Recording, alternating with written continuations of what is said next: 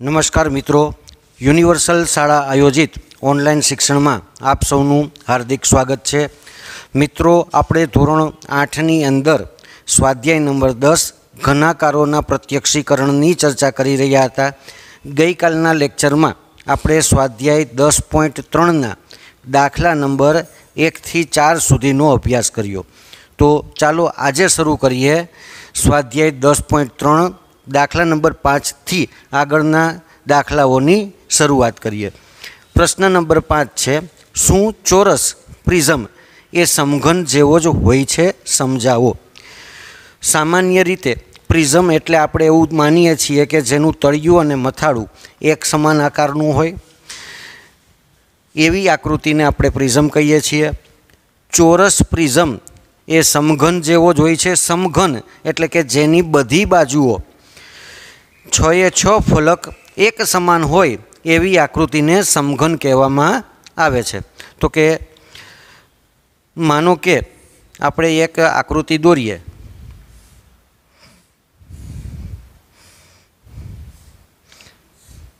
के जेनी बधी बाजुओ सरखी होय।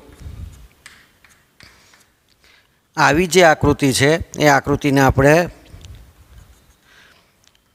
समघन तरीके ओळखीए छीए। तो चोरस प्रिज्म के जेनु तळियुं अने मथाळुं चोरस आकारनुं होय, साथे साथे एनी बाकीनी बधी बाजुओ छे ए पण चोरस आकारनी होय तो ज एवा चोरस प्रिज्મને આપણે સમઘન કહી શકીએ। પરંતુ ઘણી વખત આપણને આવું પણ જોવા મળે છે કે તળિયું અને મથાળું ચોરસ હોય, તળિયું અને મથાળું ચોરસ હોય, परंतु अंदरनी जे बाकीनी जे सपाटीओ छे ए सपाटी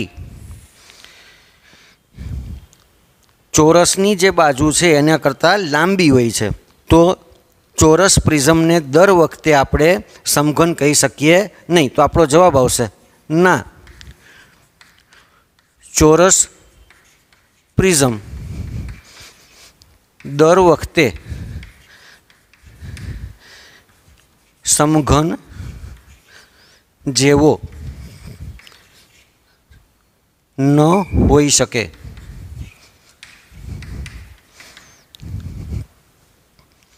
कारण के जो तेना बाजुना फलकनी लंबाई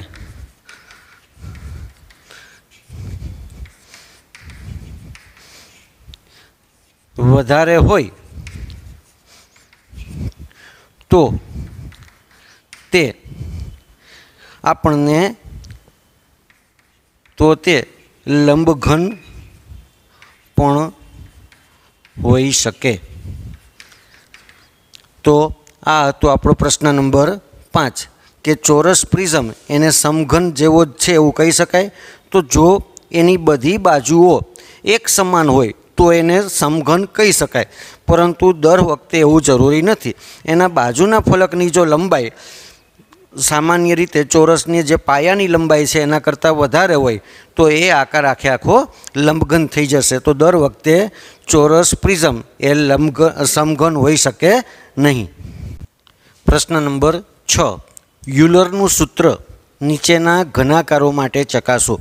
अत्यारे आपणने प्रश्न नंबर 6 नी अंदर 2 आकृतिओ छे, आपणे वाराफरती लेता जईशुं। पहली जे आकृति छे ए आकृति कंईक पंचकोण टाइपनो प्रिज्म जेवो आकार आपणने देखाय छे। शुं आ आकृति ए युलरना सूत्र माटे साची ठरे छे के नहीं ए आपणे चकासवानुं छे। तो युलरना सूत्र मुजब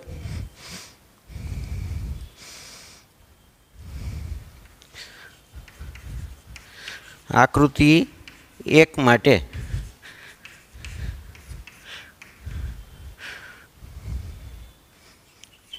युलरना सूत्रनी चकासणी। युलरना सूत्रनी चकासणी माटेनुं सूत्र छे, याद छे सूत्र शुं हतुं?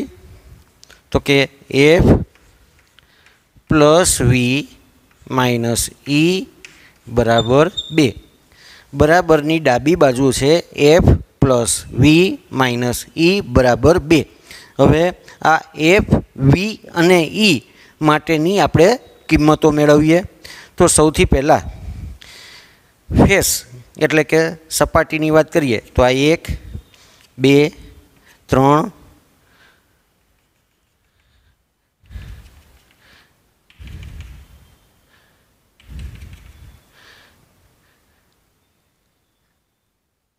4, 5, 6 અને નીચેનું તળિયું 7. આ 7 આકારો આપણને એફ માટે આપણને મળે છે 7. વી શિરોબિંદુઓ. શિરોબિંદુ કોને કહેવાય? તો કે જ્યાં આગળ 3 કે 3થી વધારે 3 ધાર ભેગી થતી હોય એવા જે બિંદુઓ છે એને શિરોબિંદુઓ કહેવાય. તો એક શિરોબિંદુ, બીજું શિરોબિંદુ, ત્રીજું શિરોબિંદુ, ચોથું શિરોબિંદુ, પાંચમું શિરોબિંદુ, છઠ્ઠું શિરોબિંદુ, સાતમું શિરોબિંદુ, આઠમું શિરોબિંદુ, નવમું શિરોબિંદુ અને 10મું શિરોબિંદુ. મતલબ કે વી એટલે આપણને મળશે 10. ધાર કેટલી મળશે?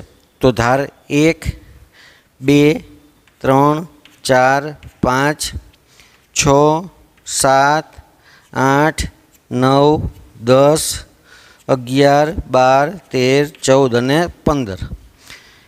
એ મળશે આપણને 15. મતલબ કે આપણી પાસે એફ બરાબર થશે 7, વી બરાબર થશે 10, ઈ બરાબર થશે 15. હવે આપણું જે યુલરનું સૂત્ર છે એફ પ્લસ વી માઇનસ ઈ બરાબર 2. આમાં આપણે કિંમતો મૂકીએ તો આપણી ડાબી બાજુ છે ડાબી બાજુ બરાબર એફ પ્લસ વી માઇનસ ઈ એટલે કે 7 પ્લસ 10 માઇનસ 15. 10 વત્તા 7 17. 17માંથી 15 જાય એટલે વધે 2. આવી ગયા જમણી બાજુની કિંમત. તો આપણે કહી શકીએ તેથી ડાબી બાજુ બરાબર જમણી બાજુ. ડાબી બાજુ બરાબર જમણી બાજુ. તો આકૃતિ 1 માટે યુલરનું સૂત્ર સાચું ઠરે છે. ત્યાર પછી આકૃતિ બીજી જે છે એ આપણને એક લંબઘન ઉપર એક ચોરસ પિરામિડ હોય એવું આપણને દેખાય છે. એક લંબઘનની ઉપર એક ચોરસ પિરામિડ હોય એવું આપણને દેખાય છે. તો સૌથી પહેલાં તો આકૃતિ 2 માટે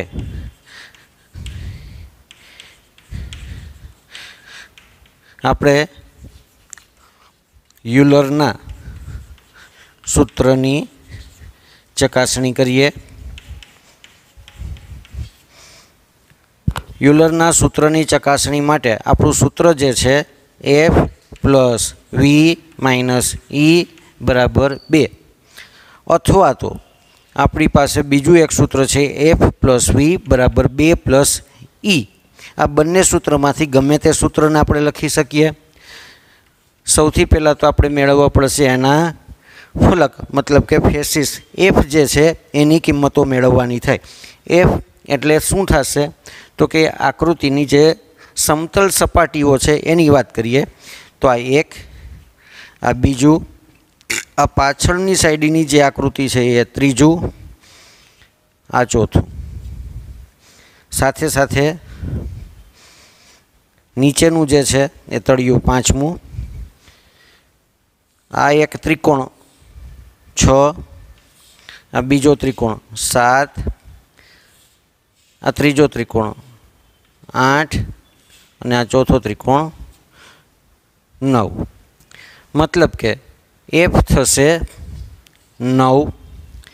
શિરોબિંદુઓની વાત કરીએ તો શિરોબિંદુઓ 1, 2, 3, 4, 1, 2, 3, 4, 5, 6, 7, 8 અને 9. શિરોબિંદુ વી બરાબર થશે 9.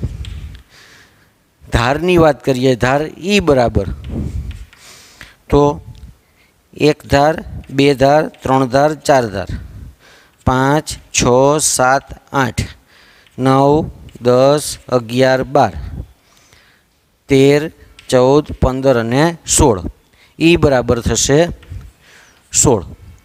હવે ફલક થયા 9, શિરોબિંદુઓ થયા 9 અને ધાર થઈ 16। તો આપણું સૂત્ર છે f પ્લસ વી માઇનસ ઈ બરાબર 2। તેથી ડાબી બાજુ બરાબર સૂત્રમાં f પ્લસ વી માઇનસ ઈ, સૂત્રમાં કિંમતો મૂકીએ। f એટલે છે 9 વત્તા વી એટલે છે 9 માઇનસ ઈ બરાબર છે 16। 9 પ્લસ 9 એટલે કે 18 ને 18માંથી 16 જાય એટલે વધે 2। તો જે કિંમત 2 છે એ જમણી બાજુની કિંમત છે, તેથી આપણે એવું કહી શકીએ કે ડાબી બાજુ બરાબર જમણી બાજુ।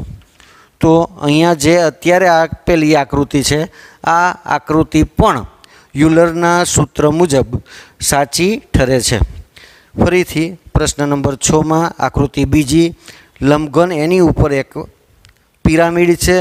આવો કોઈ પણ મિક્સ આકાર છે, આ મિક્સ આકાર માટે પણ એફ, વી અને ઈ ના જે કાંઈ મૂલ્ય છે એ મૂલ્યને સમીકરણમાં મૂકતા પરિણામ જો આપણને 2 મળે તો એ યુલરના સૂત્ર મુજબ સાચું ઠરે છે। પ્રશ્ન નંબર 7, યુલરના સૂત્રનો ઉપયોગ કરી અજ્ઞાત સંખ્યા મેળવો। અહીંયા આગળ આપણને એક કોષ્ટક આપેલું છે। આ કોષ્ટકમાં 3 અલગ અલગ દાખલાઓ આપેલા છે। એક દાખલામાં ફલક શોધવાનું છે, બીજા એક દાખલામાં શિરોબિંદુ શોધવાનું છે અને ત્રીજા એક દાખલામાં ધાર શોધવાની છે। તો સૌથી પહેલાં આપણે આ 3એ 3 જે શોધવાનું છે એને અજ્ઞાત સંખ્યાઓ એક્સ, વાય અને ઝેડ આપી દઈએ। એક્સ, વાય અને ઝેડ આપી દઈએ। હવે એક માટેની ગણતરી, પહેલો જે પ્રશ્ન છે એમાં એફ મળે છે આપણને। એફ બરાબર ખબર નથી એટલે કે એક્સ, એને આપણે શોધવાનો છે। શિરોબિંદુ વી બરાબર છે 6 અને ધાર ઈ બરાબર છે 12। હવે યુલરના સૂત્ર મુજબ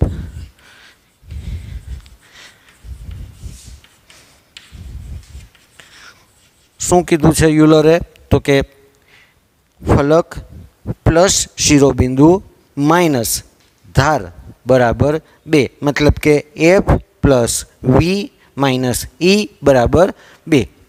એફ પ્લસ વી માઇનસ ઈ બરાબર 2। એમાં એફની કિંમત છે એક્સ, વીની કિંમત છે 6, ઈની કિંમત છે -12 બરાબર 2। હવે તો માત્ર સાદું સમીકરણ જ છે। ના સમીકરણના ઉકેલ માટે આપણે એક્સ +6 અને -12, તો બંને નિશાની અલગ અલગ હોય તો બાદબાકી જ થાય। 6માંથી 12 જાય એટલે વધે 6 અને મોટા પદની નિશાની એટલે કે -6 બરાબર 2। તેથી એક્સ બરાબર 2, માઇનસ છે સામે જશે તો પ્લસ, એટલે એક્સ બરાબર 8। મતલબ કે પહેલા દાખલાની અંદર ફલકની સંખ્યા 8 હોવી જોઈએ। ત્યારબાદ પ્રશ્ન નંબર 2 એટલે કે 2 માટે 2 માટેની આપણે વિગતો લખીએ। આપણી પાસે એમાં ફલક એફ બરાબર છે 5, એફ બરાબર 5, શિરોબિંદુ વી બરાબર છે વાય, વી બરાબર છે વાય અને ઈ ધાર ઈ બરાબર છે 9, ઈ બરાબર છે 9। હવે યુલરનું સૂત્ર મૂકીએ તો કે યુલરના સૂત્ર મુજબ શું થશે? તો કે એફ પ્લસ વી માઇનસ ઈ બરાબર 9, સોરી અહીંયા આગળ આવશે 2। કિંમતો મૂકીએ। એફની કિંમત 5, प्लस वीनी किंमत आवशे वाय, ईनी किंमत आवशे 9 बराबर 2। हवे वायनी किंमत शोधवानी छे। चालो शोधवानो प्रयत्न करो, त्यां सुधी हूँ राह जोऊं छुं।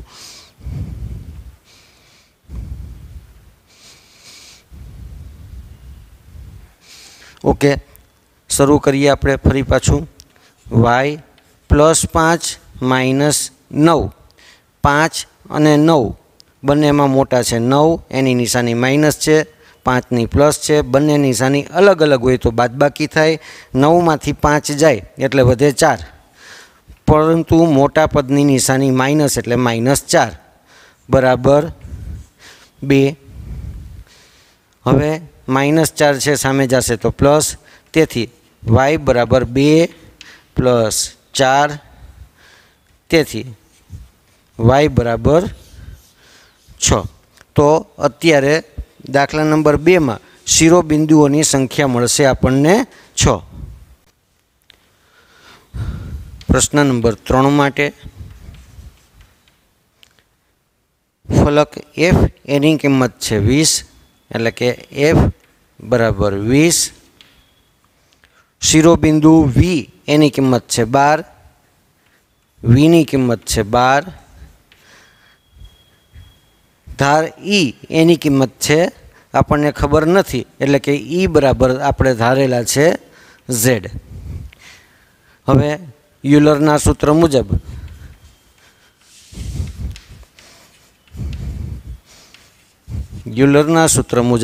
સૂત્ર છે આપણું f + v - e બરાબર 2। ફલક પ્લસ શિરોબિંદુ માઇનસ ધાર બરાબર 2। f છે 20 વત્તા v છે 12 માઇનસ e એટલે કે છે z બરાબર 2। 20 વત્તા 12 એટલે થશે 32 માઇનસ z બરાબર 2। ઝેડની કિંમત અહીંયા માઇનસ છે, બરાબરની સામેની સાઈડ જાય તો પ્લસ, એટલે કે 32 બરાબર 2 + z આવું થાય। હવે આ 2 ને આ બાજુ લઈ આવીએ તો થશે 32 - 2 બરાબર z। 32 - 2 એટલે થાય 30, એટલે કે z બરાબર મળશે આપણને 30। તો આ રીતે આપણને પ્રશ્ન નંબર 3 માં ધારની સંખ્યા મળે છે 30। પ્રશ્ન નંબર 8, શું કોઈ બહુફલકને 10 ફલક એટલે કે ફેસીસ, 20 ધાર એટલે કે એજીસ અને 15 શિરોબિંદુ એટલે કે વર્ટિસીસ હોઈ શકે? આપણે જે ફલક, ધાર અને શિરોબિંદુ માટે સંકેત f, e અને v વાપરીએ છીએ આ રીતે આવશે। ફલક એટલે ફેસીસ f, ધાર એજીસ એટલે e અને શિરોબિંદુ એટલે વર્ટિસીસ એટલે v। તો કોઈ પણ બહુફલક 10 ફલકવાળો, 20 ધારવાળો અને 15 શિરોબિંદુવાળો હોઈ શકે કે નહીં? કોઈ પણ બહુફલક ત્યારે જ બની શકે જ્યારે તે યુલરના સૂત્રનું સમર્થન કરતું હોય। તો અહીંયા આગળ આપણે લખીએ, કોઈ બહુફલક ત્યારે જ બની શકે જ્યારે તેના ફલક, ધાર અને શિરોબિંદુઓ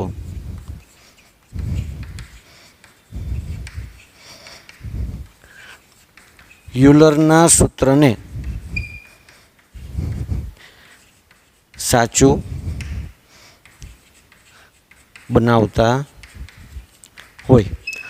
જો યુલરના સૂત્ર પ્રમાણે યુલરનું સૂત્ર સાચું બની શકે તો અને માત્ર તો જ એવી આકૃતિઓને આપણે બહુફલક આકૃતિઓ કહી શકીએ। આપણી પાસે અત્યારે ફલક છે 10, ધાર છે 20 અને શિરોબિંદુઓ છે 15। હવે એટલે લખીએ f બરાબર 10, વી બરાબર 15 અને ઈ બરાબર 20. યુલરના સૂત્રની ચકાસણી. યુલરના સૂત્રની ચકાસણી મુજબ આપણે કરીએ તો એફ પ્લસ વી માઇનસ ઈ બરાબર 2. એટલે ડાબી બાજુ આપણી છે એફ પ્લસ વી માઇનસ ઈ. એફની કિંમત આપણી પાસે છે 10, વીની કિંમત છે 15, ઈની કિંમત છે 20. 15 વત્તા 10 એટલે કે 25 માઇનસ 20. 25માંથી 20 જાય તો વધે 5. ડાબી બાજુની કિંમત આપણને મળે છે 5, જમણી બાજુની કિંમત છે 20. તેથી આપણે એવું કહી શકીએ કે ડાબા ઇઝ નોટ ઇક્વલ ટુ જબા. ડાબી બાજુ અને જમણી બાજુઓ સમાન નથી. જો ડાબી બાજુ અને જમણી બાજુ સમાન ન હોય તો એવી આકૃતિ, એવી ઘનાકૃતિને આપણે બહુફલક કહી શકીએ નહીં. તેથી આપણે એવું કહી શકીએ કે 10 ફલક, 20 ધાર અને 15 શિરોબિંદુવાળો 15 શિરોબિંદુવાળો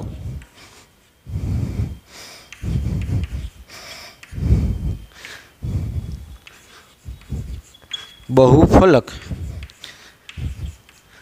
શક્ય નથી.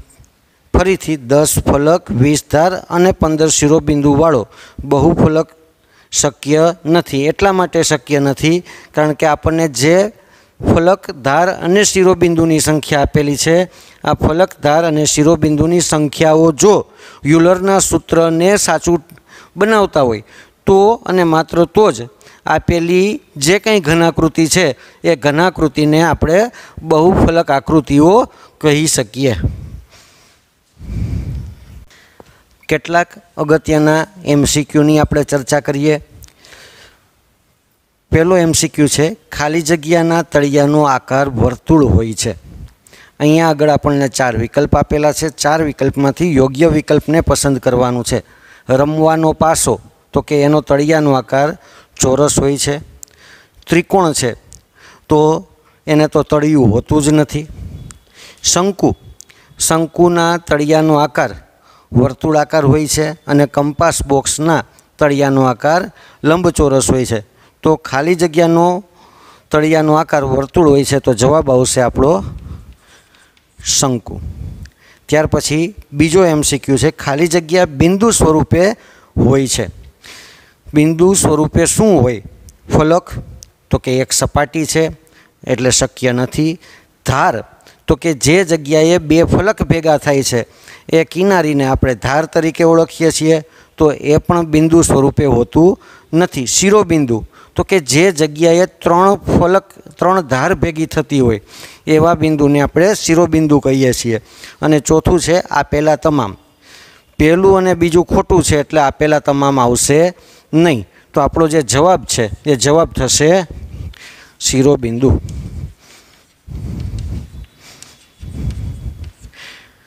ત્યાર પછીનો ત્રીજો પ્રશ્ન છે, ખાલી જગ્યાને શૂન્ય શિરોબિંદુઓ હોય છે.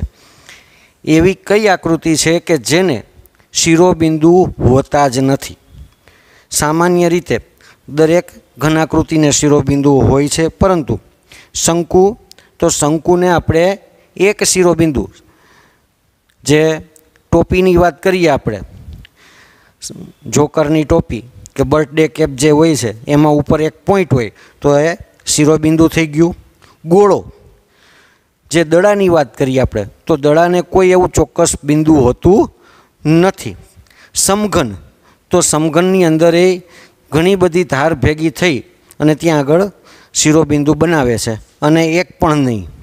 અહીંયા આગળ શંકુ અને સમઘન આ બંનેને શિરોબિંદુઓ છે એટલે એક પણ નહીં જવાબ ખોટો છે। તો આપણો જવાબ આવશે ગોળો।